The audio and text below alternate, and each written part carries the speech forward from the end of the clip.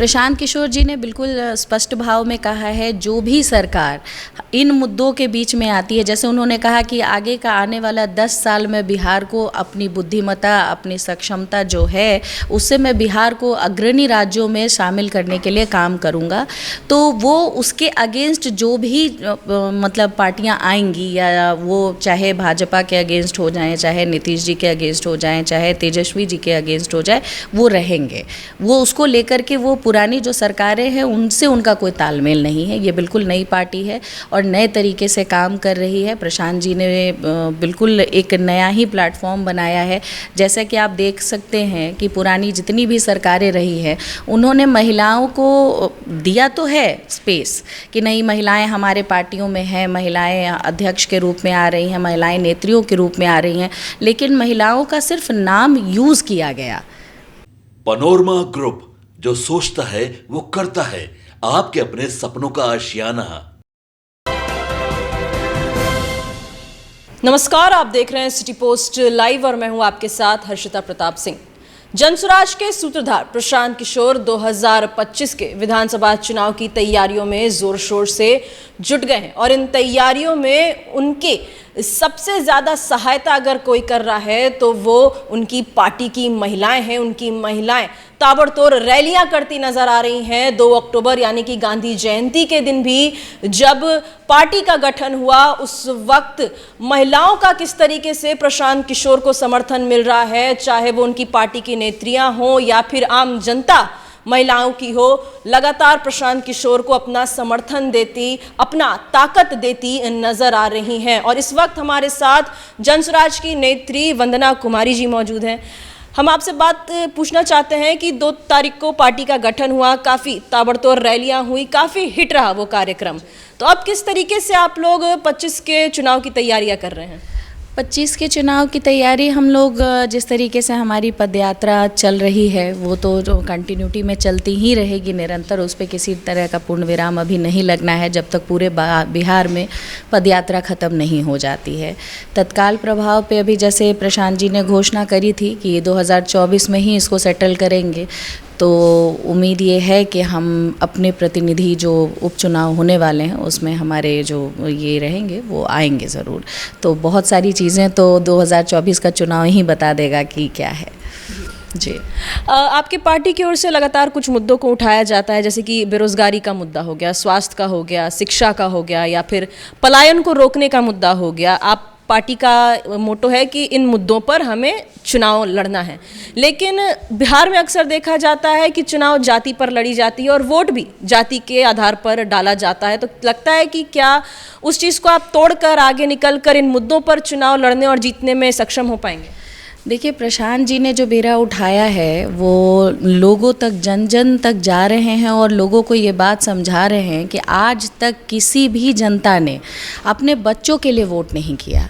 ये जाति समीकरण हो गया या जो हम धर्म पे बातें करते हैं, लोग अपने मुद्दों को लेकर के कभी आगे नहीं आते हैं। लोग रोज़गार के लिए वोट नहीं करते, लोग बच्चों के शिक्षा के लिए वोट नहीं करते, पलायन के लिए। आज की जो हमारी बिहार की अवस्था है, हमारे ही बिहार के 90% एवं लोग बाहर राज्यों में जा रहे हैं और काम कर रहे हैं, जिस वजह से उनका विकास निरंतर तेज़ी से होते जा रहा है और बिहार को अति पिछड़ा की गिनती में रखा जा रहा है। इवन बिहार के लोगों को ही बाहर में बिहारी कह के लोग गालियां दे देते हैं। उसका संबोधन ही है, अगर किसी ने आपको बिहारी कहा तो आप समझ जाइए कि लोग आपको गाली दे रहे, अरे ये तो बिहारी है। तो ये क्यों है, ये टैग हमारे बिहारियों के साथ क्यों जुड़ा है? तो इसके लिए किसी सरकार ने आज तक कोई काम नहीं किया, चाहे वो आरजेडी की सरकार हो, चाहे वो जेडीयू की सरकार हो, चाहे वो भाजपा की ये रही हो, सरकारें रही हो, किसी ने आज तक इन मुद्दों पे सोचा नहीं। प्रशांत जी घर घर जाके यह जागरूकता फैला रहे हैं कि एक बार अपने बच्चों के लिए वोट करके आप देखिए, अपने बच्चों को दिमाग में रखिए और जो सरकार आपके बच्चों के भविष्य पे काम कर रही है, जो शिक्षा पे काम कर रही है, जो रोज़गार पे काम कर रही है, जो स्वास्थ्य पे काम कर रही है, आप उस सरकार को लाएं। तो ये जागरूकता कहीं ना कहीं जो 2 तारीख का हमारा जो रैली था, ये स्थापना दिवस जो था, और जिस तरीके से जनसलाह उभरी, ये साक्षात रूप पे ये बता रही है कि लोगों को जो बातें हम प्रशांत किशोर जी समझाना चाह रहे हैं वो लोगों को बहुत अच्छे से समझ में आ रही है और लोग इस बारी अपने बच्चों के लिए काम करने को तैयार हैं। इस वजह से वो प्रशांत किशोर जी और जनसुराज के साथ हैं। बात करें प्रशांत किशोर, हमेशा चाहे पक्ष हो विपक्ष दोनों पर हमलावर नजर आते हैं। नीतीश कुमार को भी घेरते हैं, लालू यादव को भी घेरते हैं, लेकिन अभी देखा जा रहा है कि जो जनसुराज के पोस्टर्स लगते हैं उसमें खास तौर पर लालू परिवार को निशाना बनाया जाता है। तो क्या प्रशांत किशोर अब भाजपा या नीतीश सरकार की ओर सॉफ्ट हो रहे हैं?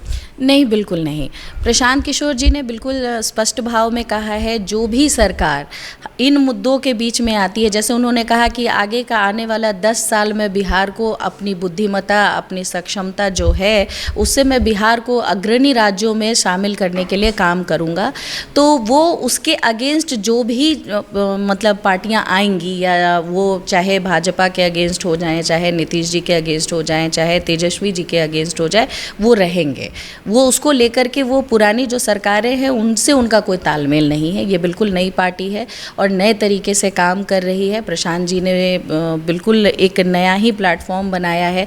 जैसा कि आप देख सकते हैं कि पुरानी जितनी भी सरकारें रही है उन्होंने महिलाओं को दिया तो है स्पेस कि नहीं, महिलाएं हमारे पार्टियों में हैं, महिलाएं अध्यक्ष के रूप में आ रही हैं, महिलाएं नेत्रियों के रूप में आ रही हैं, लेकिन महिलाओं का सिर्फ नाम यूज़ किया गया कि महिलाएं आएंगी और महिलाओं को हमने ये कुर्सी दी है। उनके अधिकारों से कभी किसी सरकार ने वंचित उनको रूबरू नहीं कराया है कि ये आपका कार्यकाल, आपको ये करना है।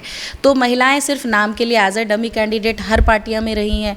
अभी के टाइम पे आप देखें, जब से प्रशांत जी ने ये पहल की है कि हम कम से कम 40 महिलाओं को विधानसभा में लेके आएंगे, महिलाओं में एक अलग ही जोश और जुनून है। इन 40 महिलाओं में हमारी बहुत महिला उद्यमी हैं, हमारी टीचर्स हैं, प्रोफेसर्स हैं, समाज भी हैं, सारी महिलाएं आ रही हैं। और जिस तरीके का जनसलाव और कनेक्टिविटी महिलाओं से, चूंकि महिलाएं हमारी देश की आधी आबादी हैं और आप उनको ही साइड कर देते हैं। कभी 5 किलो अनाज पे किसी सरकार ने उनको प्रतिलोभन दे दिया, कभी शिक्षा के नाम पे प्रतिलोभन दे दिया जाता है। ठीक है, मैं इस बात को मानती हूँ और मैं इस चीज़ की सराहना भी करती हूँ कि नीतीश जी ने जिस तरीके के शिक्षा के इस पे पहल की, उन्होंने बच्चियों को स्कूल जाने के लिए साइकिल की व्यवस्था उपलब्ध करा दी, स्कूलों में स्कॉलरशिप उपलब्ध करा दी गई, इंटरमीडिएट के बाद स्कॉलरशिप दिया गया ताकि बच्चियां ग्रेजुएट हों।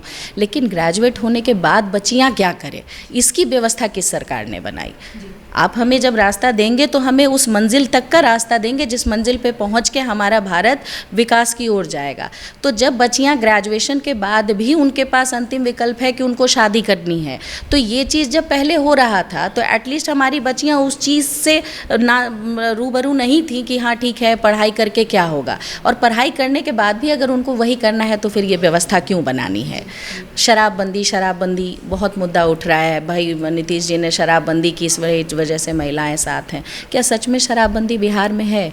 और इसका आप नुकसान देखिए, आए दिन जो हम देखते हैं, छपरा में लोग मर गए, सिवान में लोग जा रहे हैं, नशीली शराब पी रहे हैं, डिटोरिएट क्वालिटी की चीज़ें मिल रही हैं। लीकर बंदी लीगल रूप से आपने कर दिया, आपने पूरी प्रशासन व्यवस्था को दारू पकड़ने में लगा दिया कि भाई दारू पकड़ो। एक काला बाजारी का हमने एक व्यवस्था बड़ा प्रॉपर बना दिया है कि अब आप क्या है कि दारू पीता कोई पकड़ा गया तो आप उसको पकड़ने के लिए लग जाइए, आप उसमें काला बाजारी कर लीजिए।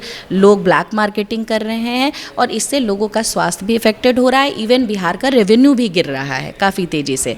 तो प्रशांत किशोर जी ने जब ये बातें कही कि हमारी सरकार में आते ही हम 1 घंटे के अंदर शराबबंदी हटाएंगे और उससे आने वाले पैसे को हम बिहार के शिक्षा के लिए लगाएंगे, जो 10 साल हमें काम करना है शिक्षा व्यवस्था पे, 15 साल तक के बच्चों को मुफ्त शिक्षा जो देनी है वो उसके लिए उस पैसे का यूटिलाइजेशन होगा। तो लोग कह रहे हैं कि प्रशांत जी तो शराबबंदी पे बातें कर रहे हैं। प्रशांत जी किस मोटिव में शराबबंदी की बातें कर रहे हैं, इस पे तो कोई चर्चा ही नहीं कर रहा है कि प्रशांत जी इसको चालू करके क्या बंद कर ये करना चाह रहे हैं। तो यही बात है जी। एक आखिरी सवाल, बात करें जो राजनीतिक समीकरण है, चाहे नीतीश सरकार हो वो भी एनडीए गठबंधन का हिस्सा है, राजद है वो भी INDIA गठबंधन का हिस्सा है, तो जो जनसुराज है, जो पार्टी है, क्या वो किसी गठबंधन का हिस्सा आने वाले समय में बन सकती है चुनाव से पहले? देखिए, जैसे कि हमारे संचालक प्रशांत किशोर जी ने बताया है पार्टी संचालन की, या तो अर्श पर नहीं तो फर्श पर चुनाव 243 सीटों पर लड़ेंगे। और जिस तरह अगर जो बातें जनता को प्रशांत जी समझाना चाह रहे हैं और जो बीरा उन्होंने उठाया है, अगर जनमत तक ये बातें पहुंचा दी गई और लोगों की बात ये समझ में आ गई कि ये सरकार करना क्या चाह रही है, तो 243 की 243 सीटें जनस्वराज के खाते में आनी है, उसको कोई रोक नहीं सकता। और जिस तरीके तरीके की पार्टियों में खलबली मची पड़ी है, ये दर्शाता है कि उनको ये पता है कि जो चीज़ ये व्यक्ति समझाना चाह रहा है और जनता ने अगर संपूर्ण रूप से इसका साथ दे दिया तो इन सरकारों की चलनी नहीं है, और नहीं आएगा तो 5 साल बाद फिर प्रयास करेंगे, लेकिन गठबंधन नहीं करेंगे।